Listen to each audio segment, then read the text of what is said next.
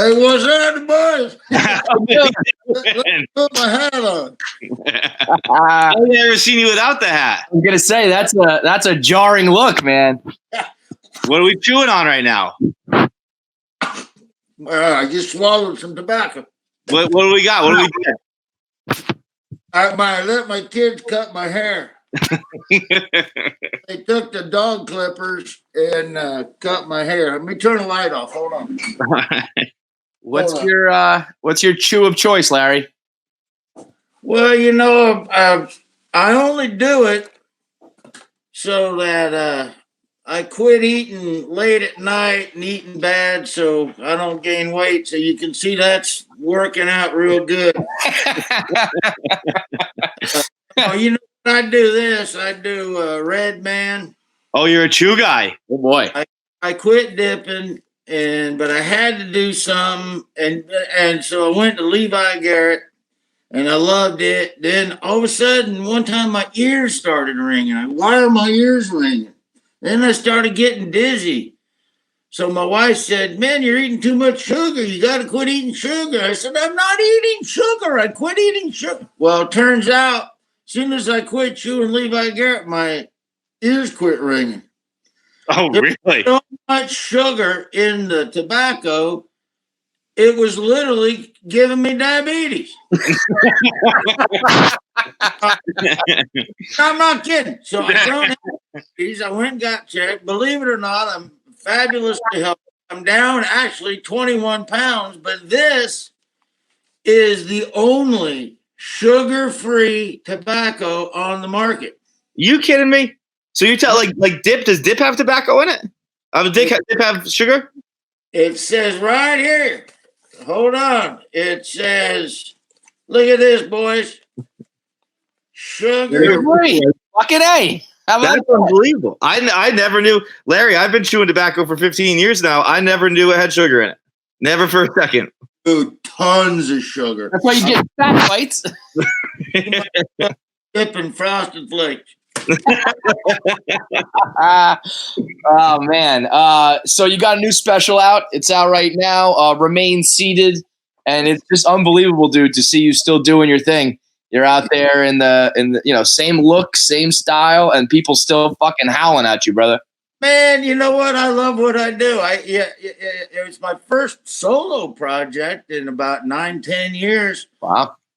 But, I've done other things. I did stuff with Jeff, and we put out a CD called We've Been Thinking, and Bill and Jeff and I toured and did a thing called Them Idiots. And then I did, little snippets for other little shows. And, I'm a one-liner comedian, so you start burning your jokes. You can't put out a ton of albums. Notes, and they asked me if I wanted to do another special. I looked, I said, well, daggum, I got 50 minutes here. All I got to do is write 10 more minutes. And so I did. I didn't think I could find any more Walmart jokes, but by God, I went up, I said, let me drive up there. And I walked out with 7 minutes. Endless material, brother. Endless material. Well, it aired. Debuted last night. I was getting a lot of good compliments on it. So, and you're right. It's just I haven't really changed anything. I'm a one-liner guy, and I haven't frayed much from what I normally do. So, why would you? Sleep. I was telling Kevin earlier that probably blue collar comedy was the thing that made me love comedy, which is so weird because I'm from Boston and I don't really. It's not directed towards me, right? It's kind of more Southern humor. And for some reason, that was what really grabbed me. It's you know what? I fucking love stand-up comedy. And it was all because of you. You birthed me into the world, unfortunately. So you got to apologize to everyone for that. Well, and I'll make a public written statement. Do you think that more people who can relate to that lifestyle and those jokes like it? Or people city slickers like ourselves who are it's foreign to us? I got to tell you, I think everybody likes it. It's just regular, everyday stuff. Especially when we did the blue collar, we were all different. We had different styles. I was kind of like the one-liner guy that kind of was the glue you stuck in there to, pull everything in together. And then if you needed to move on to another subject, I'd throw a couple of one-liners in, we'd move on to something else. But our material, look, everybody always likes to act a certain way, but when you're in your house with your family, it's a whole different deal. And I think that we're just normal guys. I mean, I grew up on a pig farm in southeast Nebraska. And, Jeff and Ron and Bill both grew up in Texas in little towns. And Jeff grew up in Hateville, Georgia. So, I mean, we're just regular guys wanting to make people laugh. We don't preach at our audience. We don't act like we're the smart ones. Oh, we're comedians, so we know everything about politics. You're an idiot. And you know what I mean? We just get up and we know what we do. We make that our goal is to make people laugh and pay their ticket price and come out and just enjoy comedy, not sit there and get lectured and bitched at for an hour. Well, a lot of people have been laughing, bro. A lot of people over the past, how long now? What, probably 20 plus years? Oh my God. Blue collar, at least? Long time. I mean, blue collar's been around since the turn of the decade. So how long had you been in comedy before the blue collar tour? You know what? I was third in line. I was in Riverdance. I was the third dancer there in Riverdance. And just always was cracking jokes in between some sort of a flying camel or a pirouette. And I joined. When did I start, or what's the question? Yeah, well, I'm just saying, like, obviously when blue collar hit, everything just exploded. But was it a long grind prior to that, or was that pretty quickly, like you were on the scene and then you blew up? You know, it took about a good 10 years. I started. First time I ever went on stage was 1985, and then I went professional. I did nothing but go hang out at the comedy club for 2.5 years, almost every day, busting my chops, writing jokes, trying to figure out how to do it. And then I went professional May of 1988. I started doing the character Larry the Cable Guy, obviously, on the radio station in 1990. And then I took that to the stage in 1995 for the first time. And then, so that's a good 10, 11 years from the first time I ever did stand-up. And then in 1997, 98, it really started taking off. And then that's when I hooked up with the blue collar guys. 2 years. I think they told me the two biggest comedy draws in the country at the time were me and Rich Jenny. And from that point on, when I hooked on with blue collar, I mean it. A funny story. I'm kind of like the Ringo Starr of the blue collar comedy tour. Because they just took their opening acts out. So Ron White was the opening act for Jeff, and there was another guy that was an opening act for Bill. They didn't think he was really blue collar enough, I guess. And so they were looking for somebody else. They told him that poor son of a bitch. Boy, he missed out. God. He should have blue collared it up a little bit. He should have gone to Walmart. I guess they told him it wasn't gonna work. Jeff, I'd known Jeff since 1986. He's like my adopted brother, and I went up and did a little thing in Nashville, and he'd never seen me do what I do on stage, and he loved it. He said, "Oh man, that's what we used to do, sitting around the Braves games, putting on these characters." I said, "I know, it's fun." He goes, "Hey, listen, I want you to come up and I want the guys to see you, the booking agents, and see what they think about you joining our blue collar tour." I said, "Okay." So my first date with them to show them what I was going to do was in Columbia, South Carolina. And I was already on the radio there and selling out the comedy club. So I probably sold 2,500 tickets that night just for the blue collar. I mean, it was a big night for them. It was 12,000 people that night. And so Ron White, who I'd only met a couple of times, he'd never seen me before. So they said he used to just stay down in the dressing room smoking a cigarette. And then when the first guy got done, they would holler at him, he's got 30 seconds. And Ron would come up, just walk on stage, do his 10 minutes, go back, start drinking. And so I'm on stage, and of course I'm a one-liner guy. So I'm 3 minutes into my act, I'm 20 jokes in, and I'm killing. As soon as they introduced me, the crowd's like, get her done, they said Ron came up to watch me because he had gone after me and he'd never seen me before. And they said about 3 minutes into my act, the booker said, we knew that we were going to put you on the tour when Ron White looked out at the stage, heard the crowd, lit a cigarette, and he went, shit.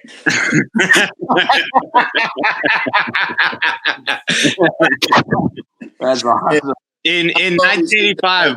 Oh my! I've always had made him work a little bit, but Ron and I have always had this little special thing together. I'll never forget. We were just the curtain jerkers on that thing. We were just the opening acts, and it started getting a little bit bigger. And I remember we went over to Foxworthy's house one afternoon in Atlanta. We'd flown up and done a show on a Friday night and all hopped on the plane, flew back to Georgia, and I'm going to fly out again that next afternoon to do another one.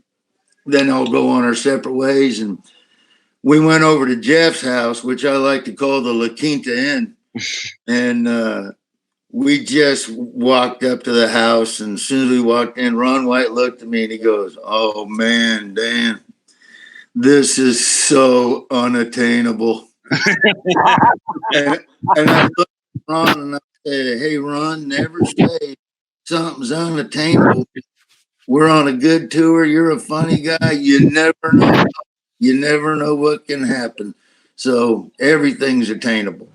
And by gosh, it just started rolling after that. So every time I see Ron, we have a good little special, hug, because we had that little moment there. And he's just such a good guy. I love him so much. I imagine you guys had, I think of you two guys as kind of the drinkers of the tour. So I imagine aside from, you say you're the curtain jerkers or the unattainable, I imagine you guys had a few wild nights as well. Believe it or not, I'm not a big drinker at all. Really? You tweeting just now about being out of Maker's Mark. I figured you were having a grand old party at the quarantine. I am not a drinker at all. My only vice in life has been chewing tobacco. Really? I love that. I love smoking cigars. I love chewing, but I've never been a drinker. I will say this: we had probably early on in my tour, and I wasn't a drinker. And early on in my tour, I will say though, it was just crazy. I mean, everything happened so fast. 1 minute, I'm working on a blue collar comedy tour. The next minute, they're offering me movie roles, and I look at my schedule and, I'm selling 10,000 tickets in 40 minutes in cities.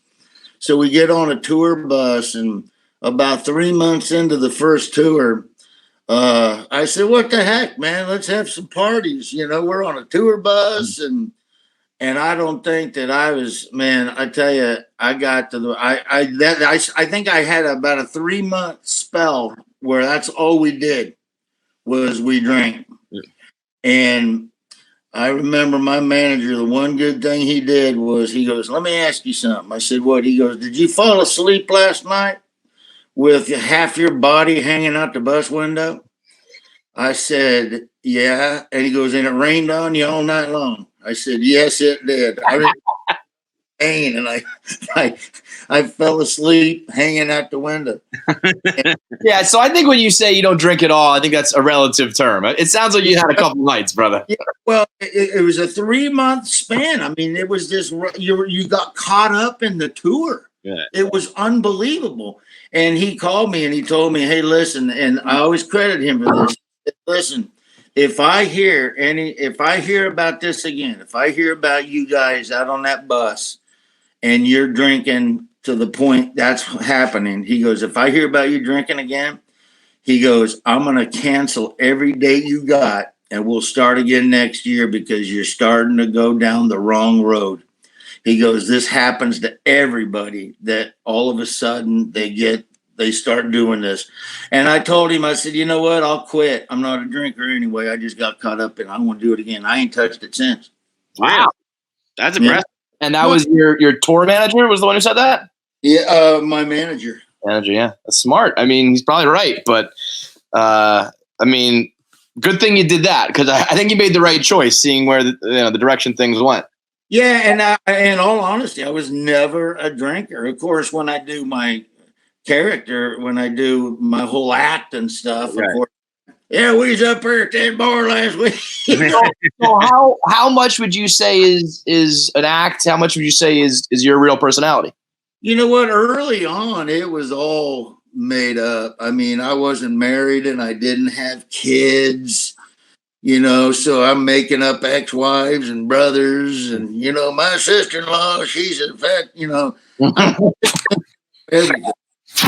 I got married and I had kids, and there's so much humor in family life that's awesome. And then, of course, I did the Cars movies and I did Mater, and a lot of some people want to bring their kids out, and so I always say my show went from PG 15 to PG 12.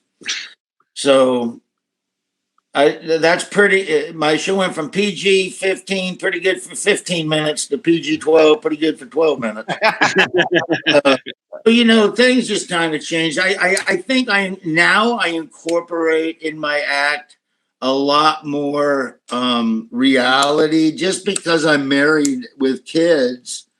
Before, it was just completely, completely all made up. But it's like I do jokes about, I do jokes about I would have never done before because I never had kids. But for instance, my Father's Day stuff, I talk about, man, now that you got kids, I can do Father's Day, and but Father's Day is the biggest piece of crap holiday around because that's where your wife and kids take your money and buy you crap you didn't want to begin with.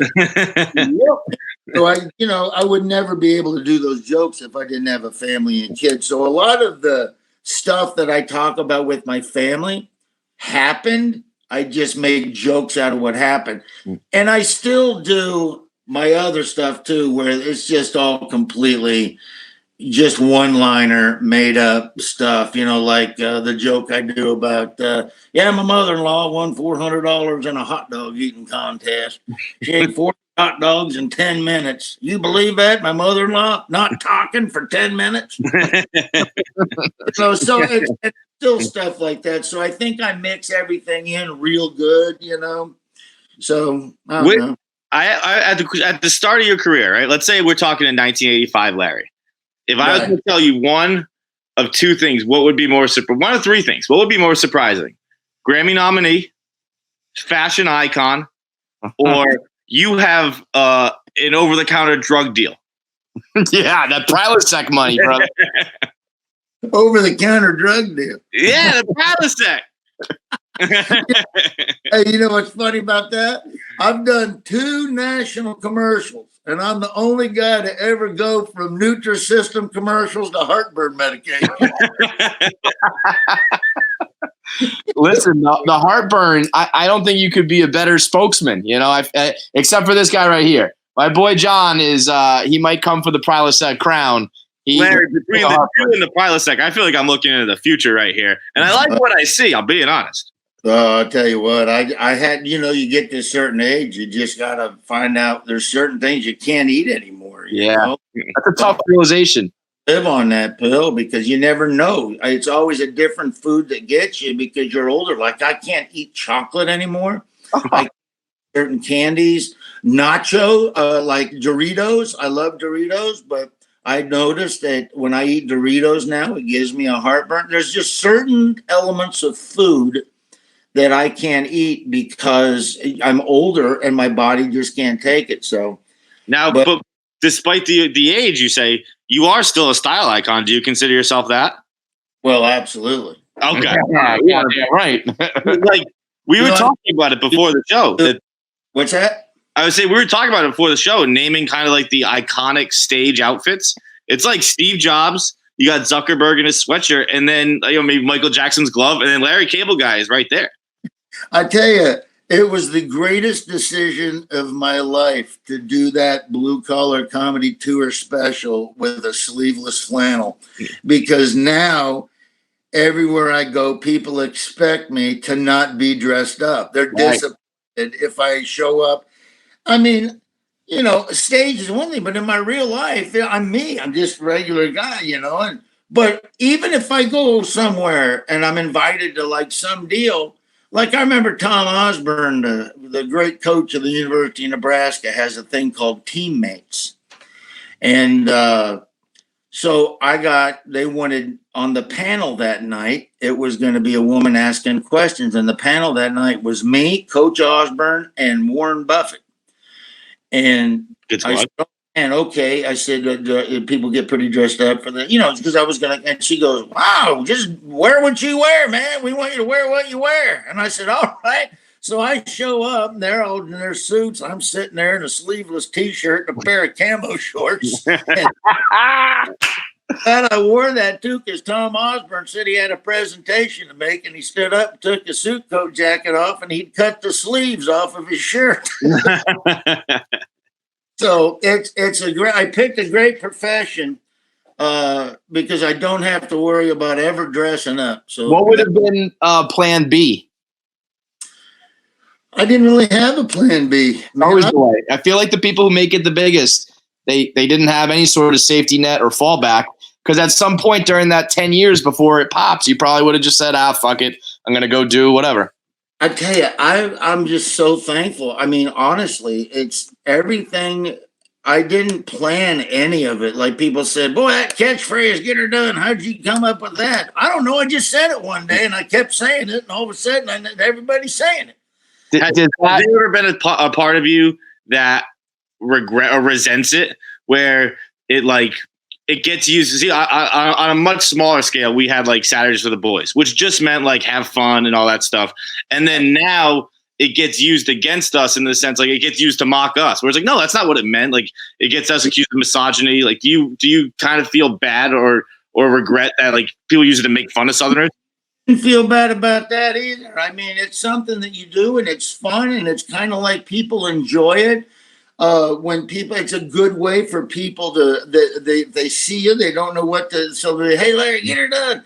It's fun. It's just a way to connect with people. I could care less if they say it or not. I think it's awesome. I'm not ashamed of it. It's something that happened. It's just like when I'm out there doing charity events, this is what always happens. Hey Larry, what's Saturdays for? I go, for the boys. That's my guy. I mean, it takes 1 second. They smile, you smile. People that get upset about stuff like that are just a bunch of uptight douchebags. Hey, let's tell them. It's the most pathetic thing. I don't get why people get all bent over stupid stuff like that. I'll guarantee you one thing. Whoever's mad about it, if they were to come up with it and put out T-shirts, I'll guarantee you they wouldn't be upset about it. When the stuff clears. Yeah, they would think it's something. Maybe they could have a phrase too. You know? Larry, you made me feel a lot better about myself right there. I like that. We've always been told that like it's not a brand, it's not a successful brand until it annoys people, and sometimes that's what happens. And guess what? Too bad.